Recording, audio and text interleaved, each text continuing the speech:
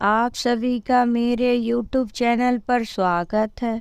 आज मैं आप सभी को कार्तिक मास में सुनी जाने वाली कथा को सुनाती हूँ और मैं आप लोगों को ये भी बताना चाह रही हूँ कि पिछले कुछ दिनों से मैंने कथा नहीं डाली थी। कुछ मेरे यहाँ व्यस्तता थी, इसीलिए मैं नहीं डाल सकी थी, इसलिए आप हमें क्षमा करें। आज मैं आप लोगों को कार्तिक मास में 8 वार की कथा जो है वह सुनाती हूँ।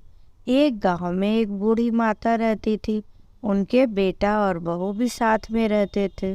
जब कार्तिक का महीना आया तो बूढ़ी माँ ने अपने बेटे बहू से कहा कि मैं स्नान करने जाया करूँगी और कार्तिक नहाऊंगी।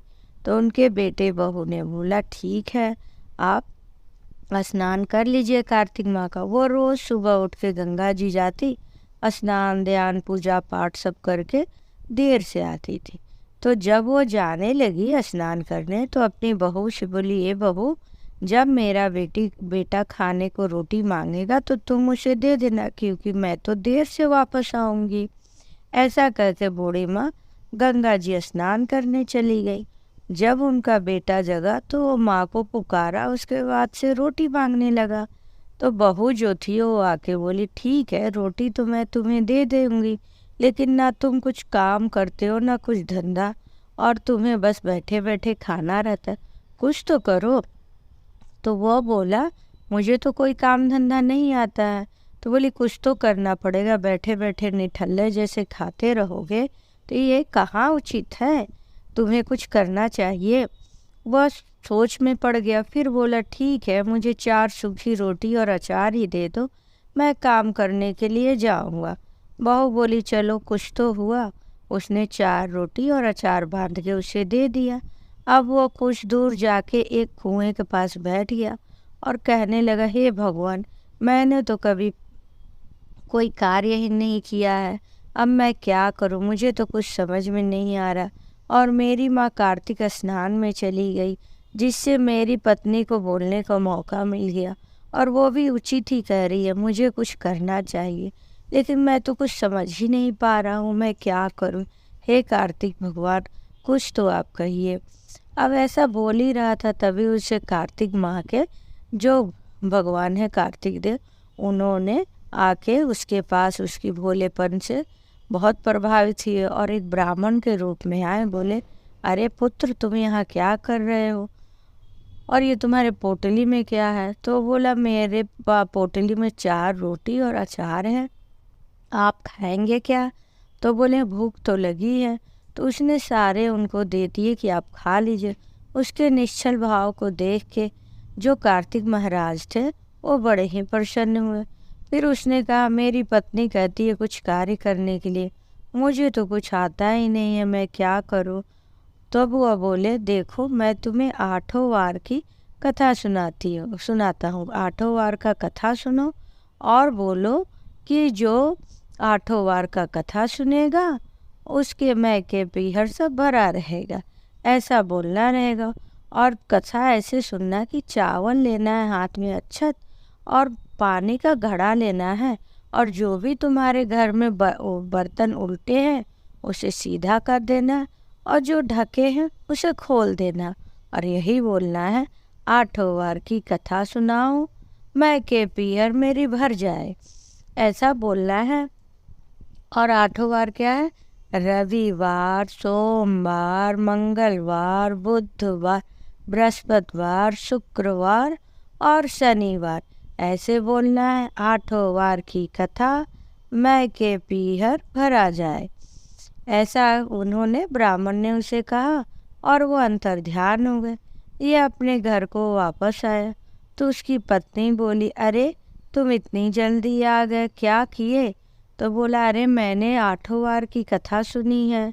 और उसे सुना तो उसकी पत्नी बोली, चलो कुछ तो सीख के आए। तो बोला, हाँ, पहले तुम चावल ले आओ अक्षत के रूप में, और उसके बाद से एक घड़ा पानी लेके आओ। तो घड़ा पानी लेके आई उसकी पत्नी, और अच्छा तो उससे बोला, बैठो कथा सुन लो मेरी। 8 वार की कथा, रविवार की, सोमवार, मंगलवार, बुधवार, बृहस्पतिवार, शुक्रवार और शनिवार की उसने कथा सुनाई और कथा सुनने के बाद बोला, जो सुने 8 वार की कथा उसका मैके पियर भरा रहे। थोड़ी देर बाद और वो बर्तन सब सीधा कर दिया था और ढक्कन हटा के उसके घर में धन्य धान भर गए। उसकी पत्नी देख के बड़ी खुश हुई और उसकी माँ भी स्नान करके जब आई तो उसने भी कार्तिक महाराज का बहुत आभार व्यक्त किया कि कार्तिक महाराज की कृपा से कार्तिक मास में मेरे बेटे ने 8 वार की कथा सुनी है और सुनाई है, इसलिए मेरे घर धन्य धान हो गया। उसने कार्तिक देव को बहुत ही आभार तीनों लोगों ने व्यक्त किया। कुछ समय बाद वो बोला, मैं अपनी बेटी के घर जाऊंगा। तो उसकी पत्नी बोली, ठीक है चले जाओ। वहाँ जब वो गया तो बच्चे नाना नाना करके लिपट गया। उसने अपनी बेटी से कहा, बेटी मेरी 8 वार की कथा सुन लो। वो बोली, पिताजी अभी तो बहुत काम है, मैं ना सुन पाऊंगी। वह बिना कुछ खाए पिए लेट गया क्योंकि उसने अपना नियम बनाया था कि मैं 8 वार की कथा सुनाने के बाद ही भोजन ग्रहण करूँगा। थोड़ी देर बाद जब काम सब निपट गए तो दूसरे दिन, उस दिन तो उसकी बेटी ने कथा नहीं सुना। दूसरे दिन बोली, अच्छा पिताजी आज काम नहीं, आप 8 वार का कथा सुना दीजिए। तब वह बोले, ठीक है, तुम चावल के दाने ले आओ और एक घड़ा पानी लेके आई और बोले कि सारे डब्बे के ढक्कन खोल दो और बर्तन जो उल्टे हैं उन्हें सीधे कर दो और आओ 8 वार की कथा सुनाता हूँ। फिर वह रविवार, सोमवार, मंगलवार, बुधवार, बृहस्पतिवार, शुक्रवार और शनिवार की कथा सुनाए और यही बात बोले, 8 वार की कथा जो सुने उसका मैके पेहर भरा रहे। ऐसा कहने के बाद बेटी के घर धन्य धान से भर गया। बेटी भी दाने पुण्य करने लगी। जब उसकी पड़ोसन उससे मिली तो बोली, अरे तुम्हारे पास इतने धन्य धान कहाँ से आए कि तुम सबको दान पुण्य कर रही हो और इतने अच्छे से रह रही हो। तो वो बोली कि मेरे पिताजी तो खाली हाथ आए थे, लेकिन उन्होंने 8 वार की कथा मुझे सुनाई है, इसीलिए मेरे घर धन्य धान हो गए। तो पड़ोसन बोली, अरे बहन तुम मुझे अपने पिताजी से कथा सुनाने के लिए बोल। वो बोली, ठीक है बोल दूंगी। फिर उसके पिताजी वहाँ गए और उन्होंने पड़ोसन को भी 8 वार की कथा सुनाई। बोले, अच्छा तो जल एक घड़ा लेके आओ और मैं तुम्हें 8 वार की कथा सुनाता हूँ। 8 वार की कथा सुनाने के बाद वह बोले, जैसे 8 वार की कथा सुनाए मैं के पीहर भरा रहे। उसका भी घर भर गया। अब तो चारों तरफ प्रशंसा होने लगी। सब लोग 8 वार की कथा का महत्व समझे और सबने भगवान कार्तिक महाराज को, कार्तिक माह के महाराज को हाथ जोड़ के नमस्कार किया।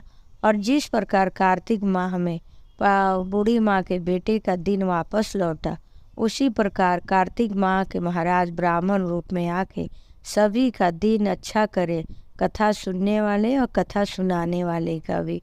ओम वासुदेवाय नमः।